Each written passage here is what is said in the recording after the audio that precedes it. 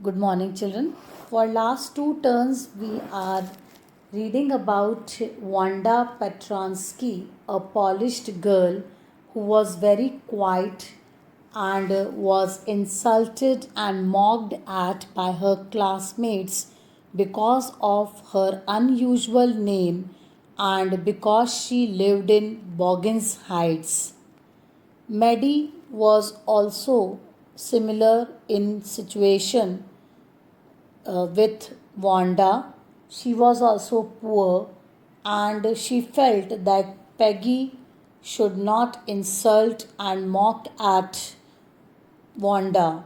But still, she could not stop her because she knew that the dresses that she was wearing were trimmed and were made anew of Peggy by her mother. So she used to wear, Maddie used to wear the hand me down dresses of Peggy, and she felt that as soon as it would be recognized, this would be acknowledged by the classmates, then it would be very terrible for her. Let's see what happens further. We are on page number 68. If only Peggy would decide of her own accord to stop having fun with Wanda. Oh well, Maddie ran her hand through her short blonde hair as though to push the uncomfortable thoughts away. What difference did it make? Slowly, Maddie tore into bits the note she had started. She was Peggy's best friend, and Peggy was the best liked girl in the whole room. Peggy could not possibly do anything that was really wrong, she thought. So, children, Wanda's was mocked at by the classmates, especially by Peggy.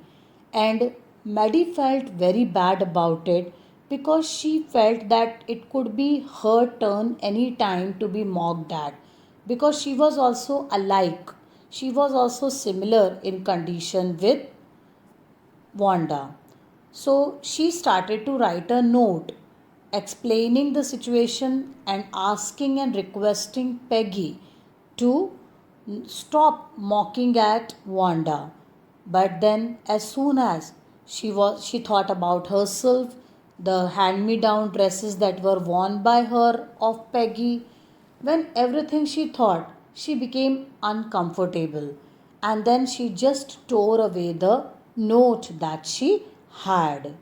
And then she felt that Peggy was her best friend. She could not afford to lose the friendship of Peggy. Then Peggy was the most popular girl in the whole room number 13. Therefore, she felt that she could not do anything wrong. As for Wanda, she was just some girl who lived up on Boggins Heights and stood alone in the schoolyard. She scarcely ever said anything to anybody. The only time she talked was in the schoolyard about 100 dresses. Maddie remembered her telling about one of her 100 dresses, pale blue with colored trimmings, and she remembered another that was brilliant jungle green with a red sash. You would like you would look like a Christmas tree in that, the girls had said in the pretended admiration.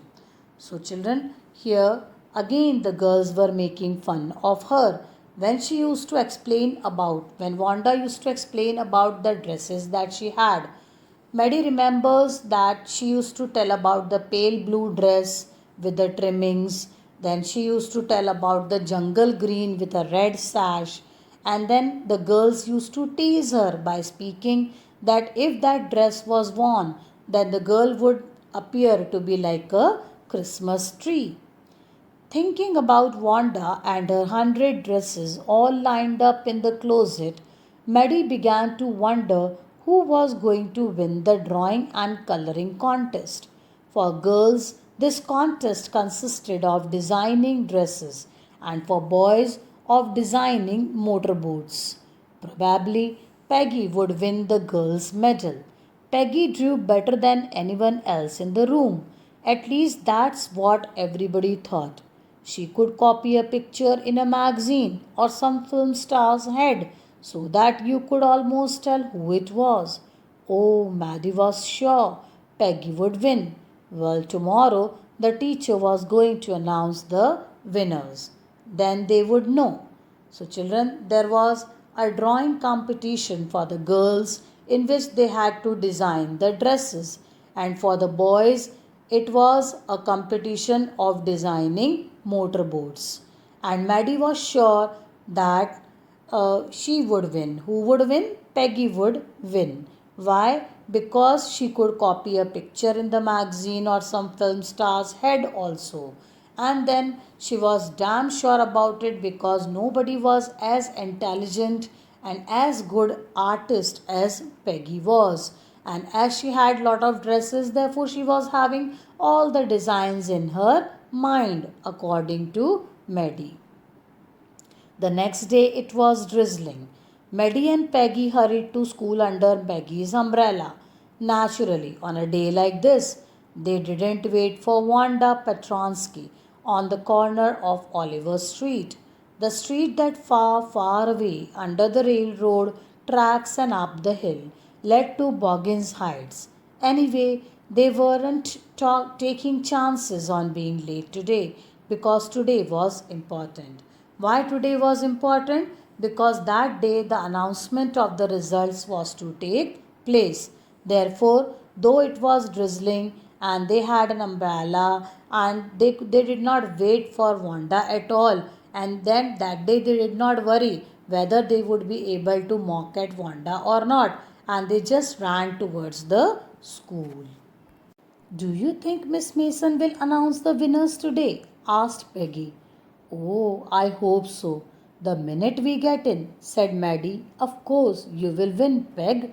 Hope so, said Peggy eagerly.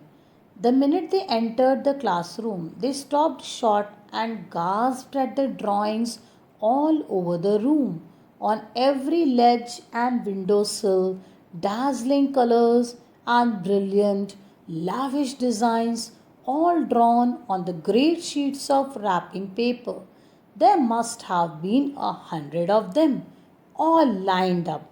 These must be the drawings for the contest. They were. Everybody stopped and whistled or murmured admiringly. So while they both were discussing all these things, then they entered and they were amazed to see the beautiful designs, grand designs of dresses, and there were 100 in number, and everybody was attracted, everybody was talking admiringly about those 100 dresses. Everybody was whistling or murmuring admiringly. As soon as the class had assembled, Miss Mason announced the winners. Jack Biggles had won for the boys, she said, and his design for an outboard motor was on exhibition in room 12, along with the sketches by all the other boys. As for the girls, she said, although just one or two sketches were submitted by most one girl, and room 13 should be proud of her. This one girl actually drew 100 designs, all different and all beautiful. In the opinion of the judges, any one of the drawings is worthy of winning the prize. I am very happy to say that Wanda Petransky is the winner of the girls' medal.